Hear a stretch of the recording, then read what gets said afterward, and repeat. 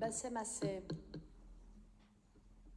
Je suis désolé, mais beaucoup de ce qui a été dit aujourd'hui me fait honte. On est en train de parler d'un vœu qui rend hommage à plus de 100, peut-être même plus de 200, j'entendais hier, victimes du régime de la République islamique d'Iran. C'est de ça qu'on parle. On ne parle pas de marquer des points les uns contre les autres. On ne parle pas de marquer des points les uns contre les autres. On parle du fait qu'on est tous d'accord pour dire que, où que ce soit, ici, à côté ou ailleurs, ou beaucoup plus loin, un régime religieux qui impose des règles à la société, ça ne rentre pas dans notre logique républicaine, ça ne respecte pas la laïcité que l'on défend, que l'on promeut. On dit ça. S'il vous plaît. Ce que ce texte dit, c'est exactement ça. Je pense que venir faire des petites polémiques politiciennes entre tel acronyme de tel parti politique et tel autre acronyme, ça n'est pas au niveau. Je suis vraiment désolé de vous le dire.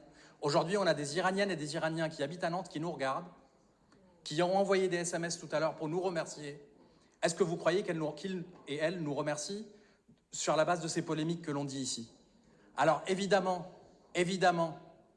que quiconque, quelle que soit la religion, qui essaye d'imposer ses règles dans la société française, et ce serait quelque chose d'inadmissible. C'était déjà le cas à l'époque où Combes se battait contre l'Église catholique qui cherchait à imposer ses propres règles dans la société française, et à l'époque la droite n'était pas du bon côté de la barrière s'agissant de la laïcité. C'est aussi également le cas aujourd'hui, s'agissant d'autorités religieuses qui chercheraient à instaurer en France et aussi ailleurs dans le monde, notamment en Iran, des règles religieuses qui s'imposent à toute la société.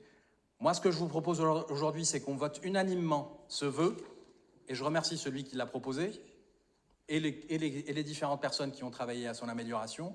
Je vous propose qu'on le vote unanimement, et qu'on en profite pour saluer dignement les Iraniennes et les Iraniens, y compris ceux qui vivent à Nantes, qui luttent contre un régime autoritaire qui s'appelle la République islamique d'Iran. C'est de ça qu'on parle aujourd'hui. Et évidemment, cette lutte s'applique partout dans le monde si on respecte ces principes.